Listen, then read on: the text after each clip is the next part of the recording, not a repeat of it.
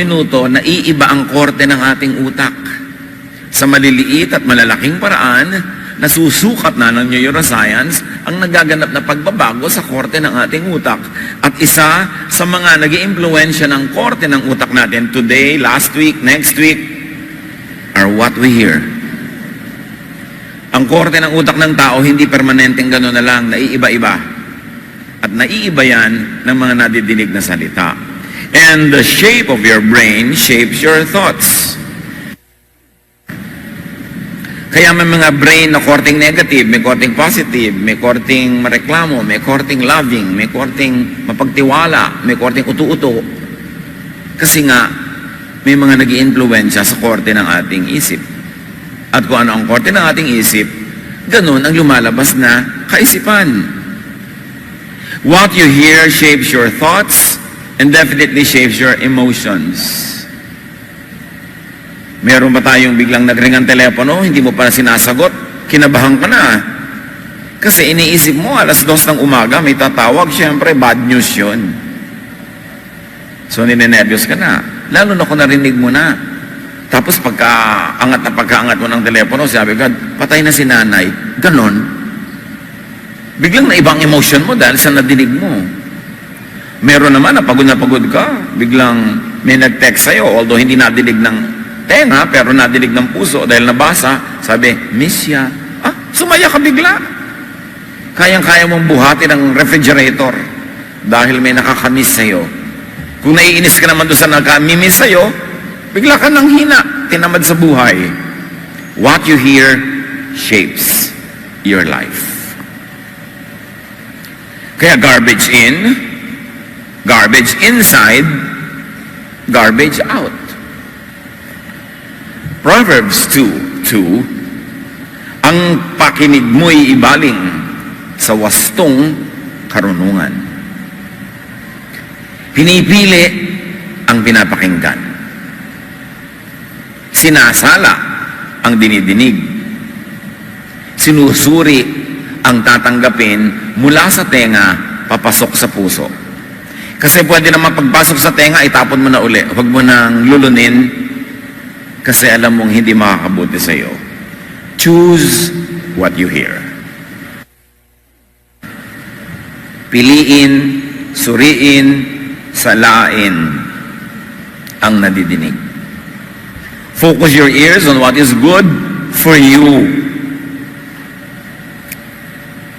Only what is edifying. Kaya nga sinasabi sa New Testament, whatever is true, whatever is beautiful, whatever is worthwhile, whatever is praiseworthy, think about such things. Ang pagtuunan ng isip ay yung mga nakakapagpalakas ng loob, nakakapagpasaya, nakakapagpagaan, hindi yung nakakapagpalungkot, nakakatakot, nakakapagpahirap ng damdamin. Have ear guards. Maglagay ng mga takip sa tenga, mga pansala, para hindi lahat pumapasok. Kaya sinasabi nga natin, hear no evil.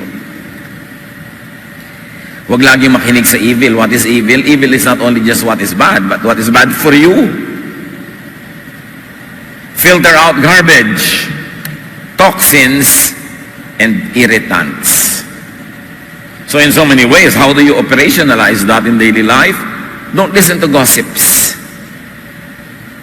Especially gossips about you. Marami mga tao laging masama ang loob kasi lagi nilang sinasagap yung mga balita tungkol sa kanila. Anong sabi tungkol sa akin? Anong sabi nila? Anong comment nila? Sasama lang ang loob mo, ba't mo pa hinahanap? At kung minsan, chismis tungkol sa mahal mo sa buhay, di sasama din ang loob mo. Ang daling-dali na magganyan ngayon dahil sa internet. Proverbs 16:28, a perverse person stirs up conflict, and a gossip separates close friends. So huwag ka rin makikinig sa mga chismis-chismis ng iba tungkol sa mga iba mong kaibigan, lalo't magkakalayo kayo ng kaibigan mo dahil dito sa nagchichismis na ito, hindi mo pa naman napapatunayan. At kahit mga kumisan, totoong may sinabi sa iyo yung kaibigan mo tungkol sa iyo, hindi ba ganda naman talaga tao? May sinasabi ko kumisan na negative tungkol sa isang tao, pero hindi naman galing sa puso, katilang ng dila, wala ka lang nasabi. O totoo man sa emosyon mo nung oras na yon, pero mamaya hindi na rin dahil kaibigan mo na rin naman yon. Kung maririnig mo ang lahat ng sinasabi ng tao tungkol sa iyo, kahit ng sarili mong ina, ng sarili mong ama, kapatid, asawa, anak, baka magbigti ka. Hindi lahat naman ng sinasabi ng tao dapat mong dibdibin. Kasi hindi naman lahat dinidibdib din nila eh. At kung minsan dinidibdib ba nila, sa oras lang na yon, pero mamaya hindi na, tapos ikaw dinidibdib mo pa hanggang next year. Dala-dala mo ang bigat. Lalo kung ikaw ay nag-Facebook, nag-i-internet, ikaw ay pumupunta sa social media, mas maraming pumapansin sa iyo, mas marami ka ring negative pumapansin. May nagtatanong lagi, paano nyo po dinidilang bashers? Oh, well, bashers are fans. Negative fans, pero fans. So, hayaan mo sila, follower mo sila. Napapagod sila sumunod-sunod sa'yo para kapintasan, di tagahanga mo, negative lang nga. So bakit mo papakinggan ang sinasabi ng mga bashers tungkol sa'yo? Sa sama loob mo. Kaya ang bilis-bilis na sumama ng loob ngayon dahil sa social media. Pag meron kayo nakikita isang politikong matagal ng politiko, artista, singer, known personality na matagal ng known personality, may nakikita kayo ng mga visible, audible persons, maraming nakakakilala, maraming sumusunod, may public life, tiyakin nyo, kaya nagsusurvive yon kasi marunong yon mag-deal with bashers. Hindi niya pinapansin. Kasi pag kaya kilala, may bashers ka talaga. In fact, malungkot ka kung wala kang bashers kasi hindi ka pala kilala. So, huwag yung didibdibin yung mga bashers, yung mga negative na sinasabi sa inyo. That's their point. They're entitled to it. But you may not be affected. Proverbs 20:19. Ang lihim ay nahahayag dahil sa mga chismis. Kaya huwag kang makisama sa taong makati ang dila. Huwag kang kwento sa mga chismoso, kasi ikaw nang ichichismis doon later. Ngayon, yung chismoso, hindi na lang laging tao. Internet na nga yun eh. Social media na nga yun, ang bilis-bilis. Kaya kung sasali ka dyan, huwag mong dibdibin ang lahat ng nadidinig mo para hindi ka magiba. Don't listen to ranters, to complainers, to naggers. Kasi parang anay ang naging nginangat-ngat ka. Mamaya, nasaktan ka na, nasugatan ka na, naubos ka na. Kaya sabi nga ng kasulatan, it's better to stay in the desert than to be in the house with a nagging wife or a nagging husband. Kasi lagi ka na lamang maiirita. Numbers 11:1, nagreklamo ang mga Israelita dahil dito nagalit si Yahweh at pinaulan na ng apoy ang isang bahagi ng kanilang kampo. Nakita nyo, pati ang Diyos naiinis sa mga reklamador. Kaya huwag kayo lagi nakikinig sa mga mareklamo. Kung minsan sa office, may office mate kayo na walang ginawa kundi magreklamo, iwasan nyo na pag-coffee break. Ngayon, kung kayo na iniiwasan, alam nyo, ay ako siguro yung reklamador. Huwag kayong laging nag-entertain ng mga taong may reklamo, may sumbong, may galit. Dahil yung mga negative ng loob ng puso nila, ililipat nila sa puso ninyo eh. Di nasisira ang araw nyo, samantalang hindi naman kayo yung may gawa nun. At paano kayo mga mareklamo ay pinaulanan ng apoy, tapos katabi kayo, edi syempre, medyo masusunog-sunog din kayo noon. Tatamatamaan kayo ng konting talsik ng mga apoy. Iwasan yan. Proverbs 21:19, it's better out in the desert than at home with a nagging, complaining wife. Or reverse that, husband, mother, father, son, daughter, sino man ang laging mareklamo, hindi masarap kasama. So, limit your engagement with them whenever your social situation could afford such distance. Para hindi kayo laging naapektuhan. And don't always listen to habitual liars. Mga sinungaling. Pag may kaibigan kayo, kakilala, na nakikita nyo nagsisinungaling sa iba, hindi inililihim sa inyong nagsisinungaling sila, gusto nyo ba silang laging kasama? Kasi pwede rin kayo naman ang pagsinungalingan. Proverbs 12:22, the Lord hates every liar. So hindi ka rin dapat masyadong nakikichami-chami, nakikibarkada sa mga alam mo manambobola sa iba kasi ikaw din bobolahin nun. Bakit naman hindi ka bobolahin kung ugali niyang mambola? Don't listen to sweet talkers. Magkamag-anak yung dalawa. Yung laging nang uuto. Alam na alam mo merong niloloko siya sa kanyang mga magagandang salita. Proverbs 29:5, those who flatter their neighbors are spreading nets for their feet. Obserbahan nyo, makilala nyo, kaibigan nyo, kamag-anak nyo, na pag may inuuto sila, binobola, pinapasaya sa magagandang salita, may kasunod yon. Meron silang uutangin, hihingin, kailangan. Kaya kayo din, pag pinagbobobola, resist the temptation to digest the bola. Ihanda nyo ang inyong sarili dahil mayroon siyang balak sa inyo. Sabi ni Balagtas, kapag ang isalubong sa iyong pagdating ay masayang mukha at may pakitang giliw, lalo mong ikahanda ang iyong gagamitin pagkat ay kaaway na lihim. Pag sobrang laging masaya, laging may sinasabi, ang ganda ng buhok mo, ang ganda ng damit mo, pero alam na alam mo namang mamangit-mangit yung buhok mo. Yung naku, ang talino ng anak mo, ang ganda ng bahay mo, wala nang loko di purihin ka, mangungutang yun. O may hihingin, o may kailangan sa'yo. O may ikinukubling panlilin lang na ang pangtago niya, bola. Proverbs 26:28, a flattering mouth works ruin. Huwag kayong magbukas ng tainga sa mga bolero at bolera. Wala kayong mapapala. And don't listen to malicious talk. Yung mga kasama nyo, kaibigan nyo, kausap nyo, laging may sinasabing mali tungkol sa kapwa, masama, nakakasira ang puri, mga nakakapagpababa ng pagkatao ng mga pinag-uusapan, huwag kayong nagpapapakinig sa mga ganyan. Maapektuhan kayo at may iba ang korte na inyong utak. Mamaya kayo rin, ganun na. Ephesians 4:31, get rid of all slander along with every form of malice.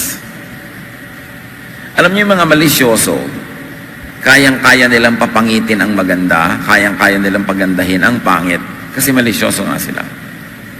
Sometimes you see that in major newspapers. Maganda na dapat yung news, ang pangit pa ng paglalagay nila ng words. Kasi sa mga tamad na magbabasa ng detail ng news, ang matatandaan lang nila yung headline, iniisip nila, pangit pa rin. Isa lamang na headline Nakalagay ba naman, the Philippines may lose perks with the European Union. Mawawala daw yung ating mga trade benefits with the European Union.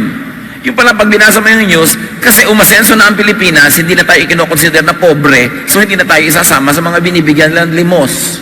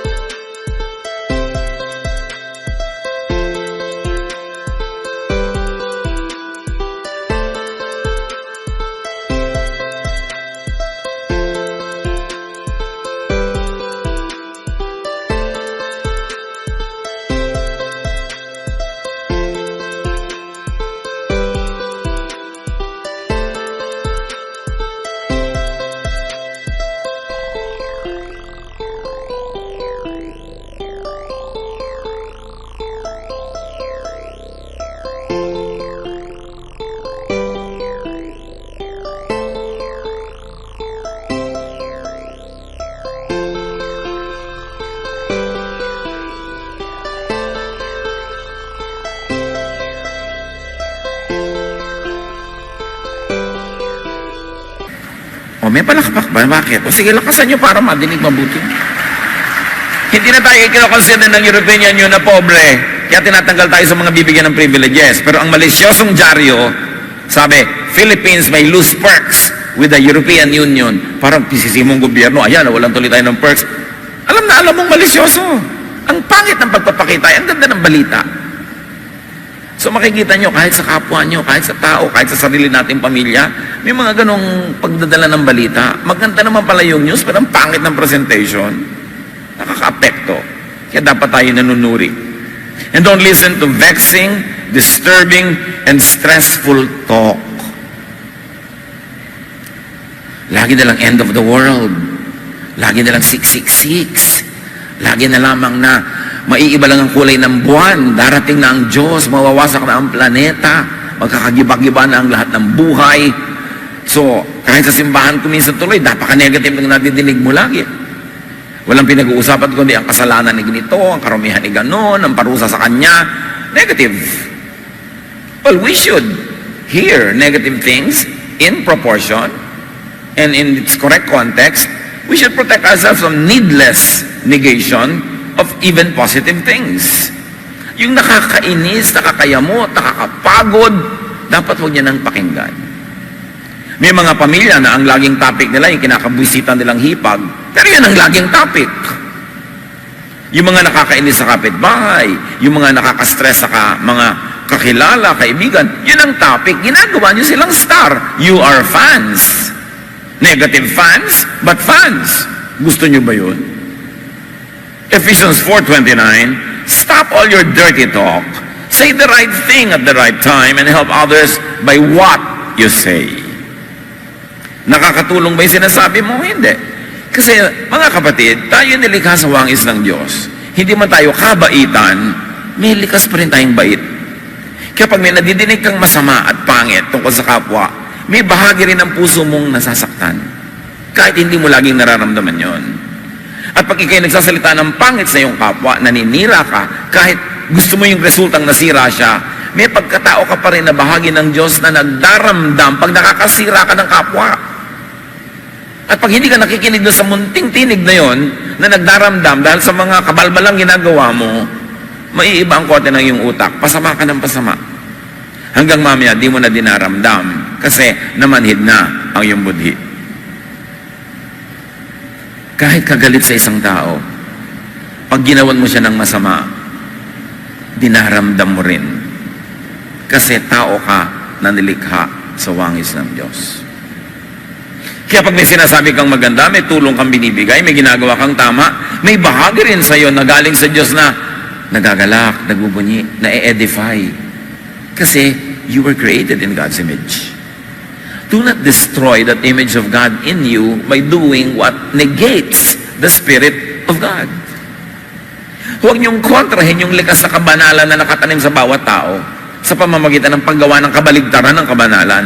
Kasi hindi ka pwedeng manira at manakit ng kapwa na hindi ka muna unang nasasaktan. Na hindi ka muna unang nasisira.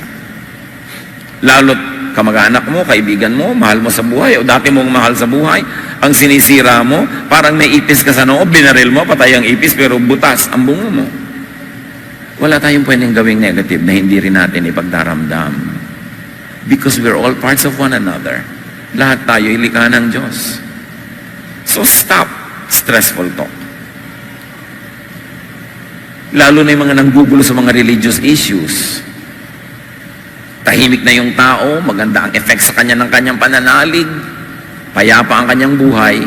Huwag niyo nang guluhin ng sari-sari mga religious issues. Sa Acts 15:24, nabalitaan namin ginugulo kayo ng ilang kasamahan naming galing dito kahit hindi naman namin sila inutusan. At binabagabag nila kayo sa pamamagitan ng kanilang itinuturo. So maraming katuroang nakakabagabag. Mga kapatid, lahat ng katuroan na sa Biblia. Gusto mong matakot? Meron. Gusto mong mag-guilty? Meron. Gusto mong mawala ng kapayapaan? Meron. Gusto mong maging malupit ka sa kapwa? Meron. Meron na makukuhang verse na magsusupport sa'yo. Pero gusto mong maging mabait? Meron din. Gusto mong maging mapagpatawad? Lalong meron. Gusto mong matahimik ang loob mo? Meron. So, ang nagpapagulo o nagpapatahimik sa loob mo ay kung saan ka nagtutuon ng pansin. Kung ano ang iyong dinidinig. At nakakalungkot na marami mga preachers and teachers na hindi ko alam kung ano ang mga nangyari sa buhay nila, kung ano ang mga kabiguan, kapighatian, kapaitan, na ang lahat ng lumalabas sa kanilang teaching, yung mapait, yung masakit, yung nakakapagpahirap, nakakapagod, na para bang gusto nilang gumanti sa mundo. Kaya kahit sa mga spiritual so-called or religious preaching, pipiliin mo pa rin ang papakinggan mo. Because everything is in the Bible. Gusto mo ng horror? Ang dami. Gusto mo ng paraiso? Ang dami. Gusto mo ng kapayapaan? Marami. Gusto mo ng kaguluhan? Marami. Gusto mo maging anti-anybody ka? Marami. Pero gusto mo maging pro-anybody ka? Marami rin. Kaya itinuwid ni Jesus sinala niya yung lahat na nakaka-stress. Nakaka-stress sa mga law, nakaka-stress sa mga kautusan, nakakapagpatigas ang puso, mga nakakapagpalupit ng mga katuruan. Sinala niya lahat. Sabi niya, ano niya lahat ng yan? Kalimutan niya na, there's only one law I'm giving you, love. And there's only one thing I like for you, rest. Kaya itinuwid ni Jesus. May Jesus na, pag nilampas-lampasan mo pa siya, kung kani-kanino ka pa kumuha ng mga nakakatakot, nakaka-guilty, nakakapagpahirap ng loob at nakakapagpagalit, may stress ka. Kaya hindi lahat ng nagre-relihiyon napapahinga, merong lalong napapagod. Depende kasi kung anong dinidinig, kung anong nadirinig. Don't listen to discouraging, negative, pessimistic talk. Si Job, dumating ang kung ano-anong pagsubok, pero nanindigan siya sa kanyang pananalig sa Diyos.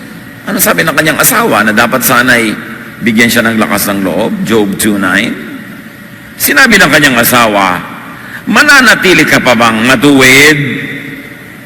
Sumpain mo ang Diyos at nang mamatay ka na. Asawa yun,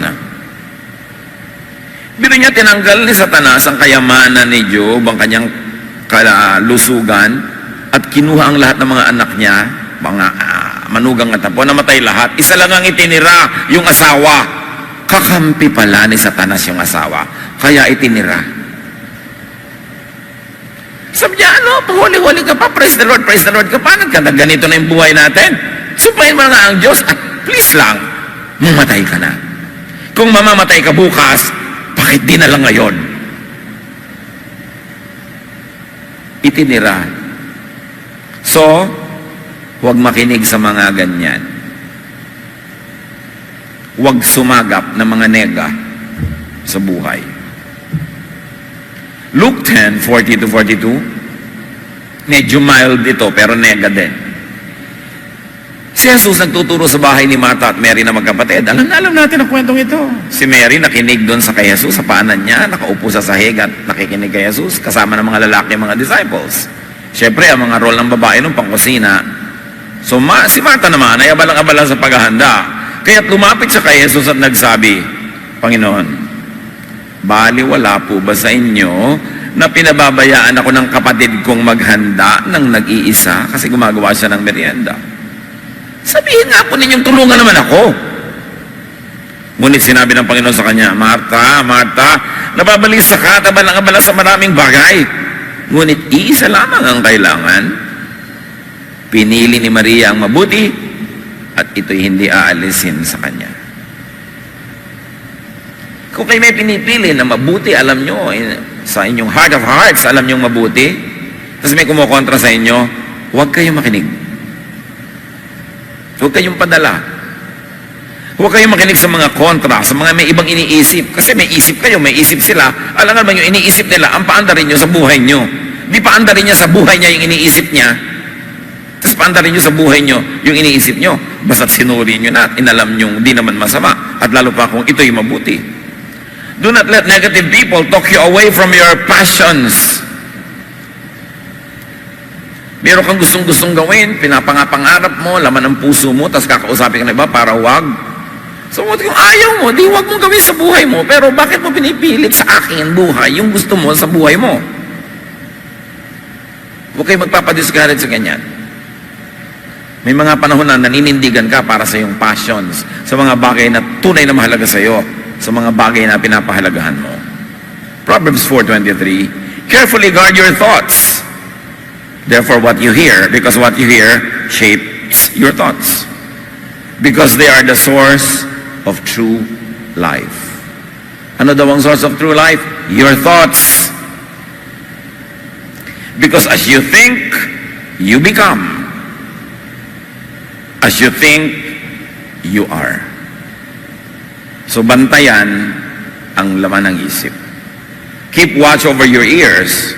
They are the doors to your mind, to your heart, to your intellect, to your emotions. Ecclesiastes 7:21, ang ating opening verse. Don't listen to everything that everyone says, or you might hear your servants cursing you. May mga tao, at meron ako mga kilala talaga na nasubaybayan ko ang buhay nila ng ilang dekada na, laging tuwing pupunta sa iyo may sumbong, may hinaing, may lungkot, may kabiguan tungkol sa kapwa. Laging merong nakikitang mga mali. Laging may nakikitang mga dapat ipagdamdam. Pero tuwing makikita mo sila, yun at yun ang topic. Naiiba lang ang lugar, naiiba lang ang detail, pero yun pa rin. Kaya pag makikita ko sila sa loob ko lang, o ano na naman ang mga sumbong nyo laban sa buong daigdig. Bakit ganon? Kasi yun ang hinahanap nila. Do you know that sabi ni Jesus, seek and you will find? Hindi lang yun, seek blessing and you will find blessing. Seek chismis and you will find it. Seek sama ng loob and you will find it. Seek mga bashers and you will find them. Seek anything that will make you feel bad, and the world is amply provided with such things. Kung anong hinahanap mo, matatagpuan mo. Baliktarin mo yun. Kung anong natatagpuan mo, yun kasi ang hinahanap mo. Kaya kung gusto nyo sumama ang loob, lagi nyo sabihin pag may dumarating, anong sabi nila? Bakit mo gustong malaman ang sinasabi nila? Lalo't may kabakanan na negative, ba't mo pa alamin para sumama loob mo? Kung ano raw? Anong latest? Yung mga taong laging nagtatanong-tanong kung anong opinion ni ganon, anong sinabi ni ganon, naku, sasama ang loob niya lagi. At kung habit nyo yan, palitan. In fact, pag may humahangos, habol-habol pang hininga, alam mo, sabi ni ano, quiet. Kung hindi ako mapapasaya ng sasabihin mo, scram. Get lost. Manahimik ka. O supalpalan yun ang bibing kang merienda para matahimik. Ting may darating, kung magte-text. May mga text ko minsan, alam mo yung pangalan, meron siyang message. Kung feeling mo, hindi naman makakaganda yung sasabihin, erase mo na agad, huwag ka nang basahin. Ba't mo pa babasahin? Yung mga iba, magigising lang ng alas 2 ng umaga para pumunta sa banyo, titingnan pa yung cellphone. May mga negative news sumamapalob, dito rin magkakatulog. Problema mo yan. Nagkaharap ka ng samaan ng loob eh. Sa palagay nyo ba, makakakita kayo ng mas maraming negative o positive? Katitingin sa mga ganyan. Maraming negative. Sa palagay nyo ba, te-text lang kayo ng mga kamag-anak nyo lagi pag good ang news? No! Magte-text sa mga yan pag bad yung news. Sa palagay nyo ba, pag marami silang pera, te-text lang kayo? No, pag walang pera, te-text lang kayo. Pag marami silang kasiyahan, te-text lang ba kayo? Bihira. Pero pag marami silang lungkot, te-text lang kayo. So, ang dami-dami ngayong pinto, pumapasok sa tenga mo, para ka lumungkot, para ka mainis, para ka magalit. Kaya dapat ngayon, mas lalo tayong mapagbantay. A person's home is not her or his castle anymore.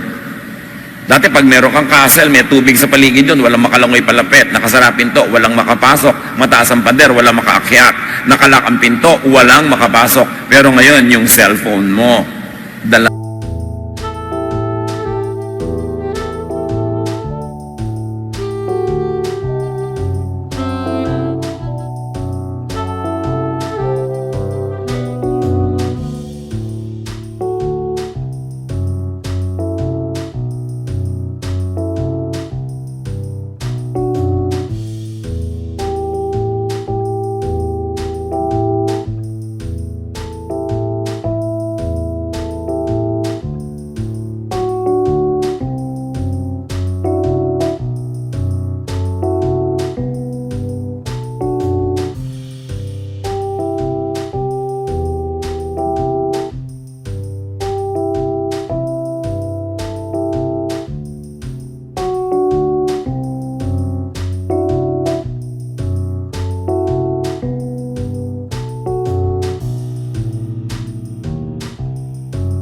mo hanggang tabi ng unan.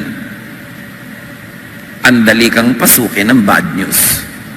Ang dali kang pasukin ng inis, ng negative, ng chismis. So bakit mo itatabi? Huwag laging alamin ang iniisip at pinag-uusapan ng mga tao.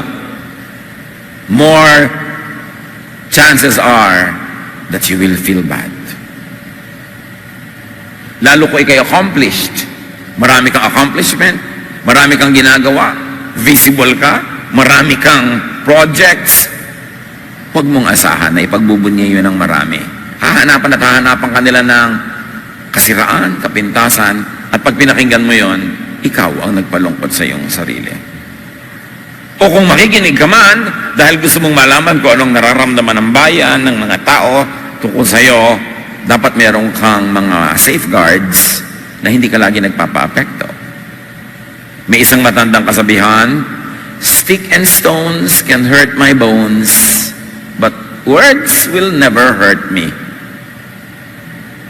Ganon. Kung bato pa yan, pamalo yan, baka indahin ko. Words lang naman. So ako mamimili kung makakasakit yan sa akin o hindi. Importante. Do not let your mind be poisoned. Do not let your mind be stressed. Do not let lying words deceive you. Mga panuri tayo dapat. Do not let unwise words blur your wisdom. At ang madalas na nagpapalabo ng ating katinuan, mga taong malapit sa atin, mga mahal natin, o nagsasabing mahal nila tayo, madalas kasi yun ang may access to our ears. Sila din ang panggagalingan ng mga bagay na nakakapagpalabot, nakakapagpadilim ng katinuan. Bawat taong may access to your ears, you should treat as suspects. Because people who don't have access to your ears can never affect you. Do not let poisonous words destroy your relationships. Kung may tao, mga taong naging mahalaga sa'yo, mahalaga sila sa'yo, maganda samahan nyo, huwag nyo hayaan na may sisingit para sirain yon dahil sa kanilang mga salita. And do not let discouraging words weaken you. Kung meron kayo talagang maganda, gustong-gustong gawin sa buhay nyo, makinig kayo sa isa o dalawa lang na pwedeng magbigay ng negative opinion dahil lang talagang matalino sila at yun ang tingin nila. Pero huwag na kayo makinig sa maraming sisirain ng loob nyo dahil may iba lang silang pananaw, may iba silang gusto, may iba silang agenda. Huwag kayo makinig. Ang pakinggan nyo, sinasabi ng dibdib nyo, sinasabi ng salita ng Diyos, at sinasabi ng matatalino, disinterested counselors. Minsan kasi yung mga iba, ang payo sa'yo, ang ending magbe-benefit sa kanila eh. Susuriin nyo yun. At lagi na makipagniig sa Diyos. Psalm 63:6, I think about you before I go to sleep, and my thoughts turn to you during the night. Ano tayo ngayon bago tayo matulog? Manonood ng video, manonood ng 24/7 ng mga palabas sa TV, magka-text, magka-Facebook, o buti sana kung very positive ang effect. Pero marami, negative ang effect.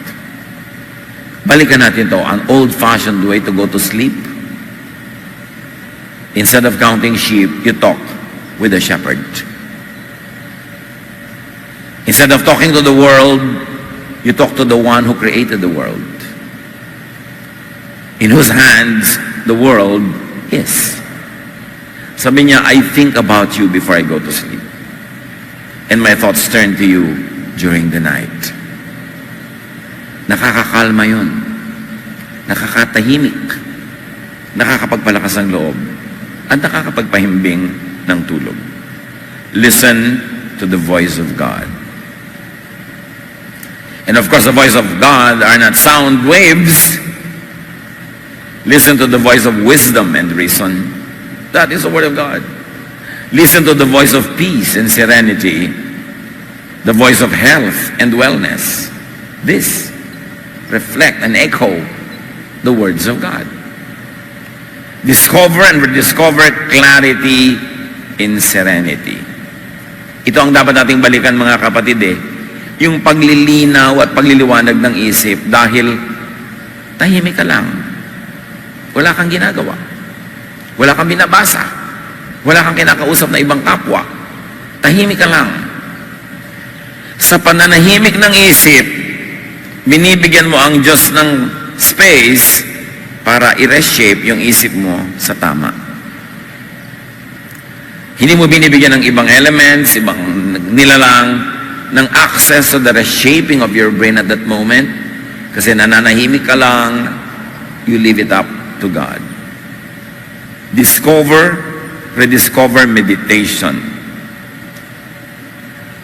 Ang dapat nating balikan, mga kapatid, yung pagninilay-nilay. Pag-iisip-isip. O walang iniisip. Sa kawalan ng iyong iniisip, hinahayaan mo yung isip mo na nilikha ng Diyos na pumunta sa direksyon na gusto ng Diyos na puntahan niya. Without interruption from you.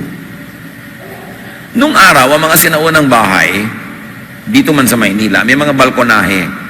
Sa mga probinsya, may mga balkonahe. At usually, mga balkonahe na yan, 3 side, walang dingding. Kaya lahat ng hangin, lahat ng crosswind, dumadaan sa balkonahe. Ang ganda-gandang lugar para mamahinga. At sa mga balkonahe na yan, may mga silyon o tomba-tomba. At makikita mo doon ang mga lolo't lola, nakaupo, uugoy, pagninilay-nilay.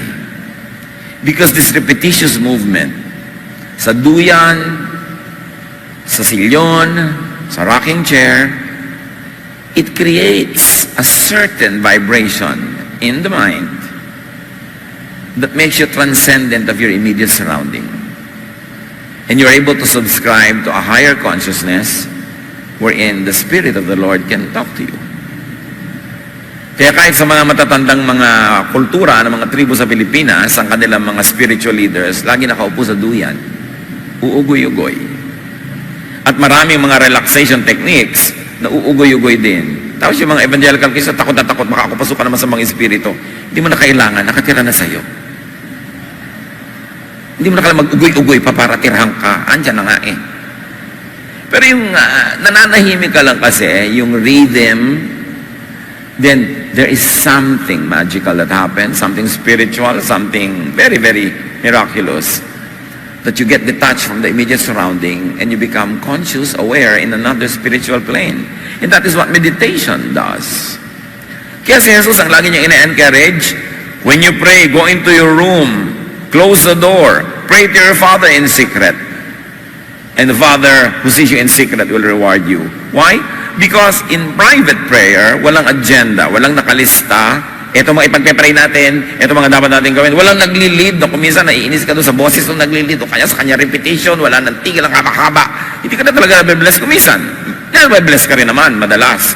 Pero yung may mga iba kang kasama, may entry point ang irritation. May entry point yung vexation and disturbance. Pero kung kayo lang ng Diyos na nag-iisa, mapag-isa ka kasama ng Diyos, ang laki ng posibilidad na talagang makanig mo siya.